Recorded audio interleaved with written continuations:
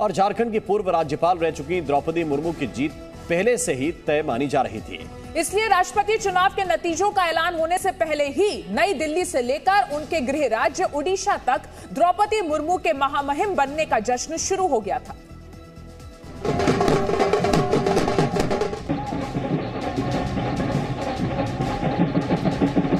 गांव, गरीब किसान, झुग्गी झोपड़ी का इंसान भारत महान का राष्ट्रपति बन सकता है। इससे बड़ी खुशी देशवासियों के लिए और कुछ नहीं हो सकती है आज के दिन। आज भारत की राजनीति में, भारत की लोकनीति में और भारत के लोकतंत्र में ऐतिहासिक दिन है।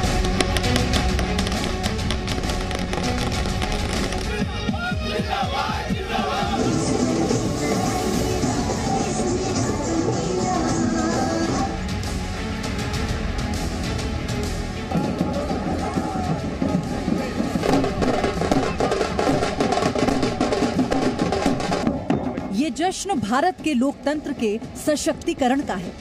दुनिया के सबसे विशाल लोकतंत्र ने साबित कर दिया कि योग्यता हो तो समाज के सबसे वंचित तबके की कोई सामान्य महिला भी सत्ता के शिखर पर बैठ सकती है।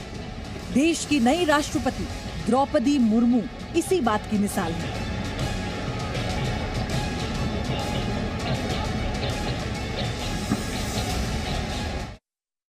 द्रौपदी मुर्मू को राष्ट्रपति उम्मीदवार बनाकर प्रधानमंत्री मोदी ने राजनीति में जो ऐतिहासिक प्रयोग किया था, उसकी सफलता पर किसी को संदेह नहीं था।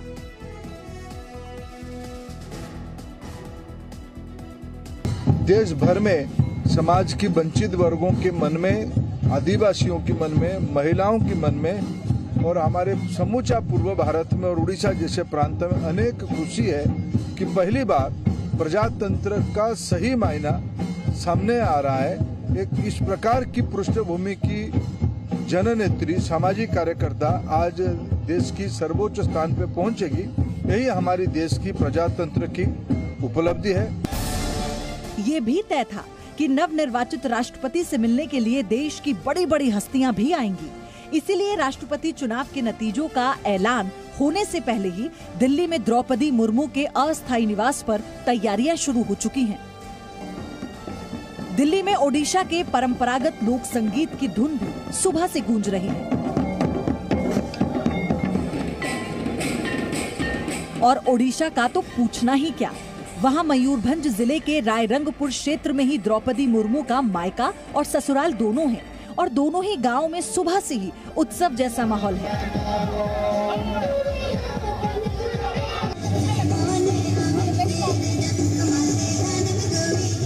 हम लोग का यहाँ मयूरभंज 3249 रेवेन्यू विलेज आदिवासी 80% हर गांव में खुशी मना रहा है। मैंने इतना खुशी है तो हम तो परिप्रकाश नहीं करते हैं शब्दों में।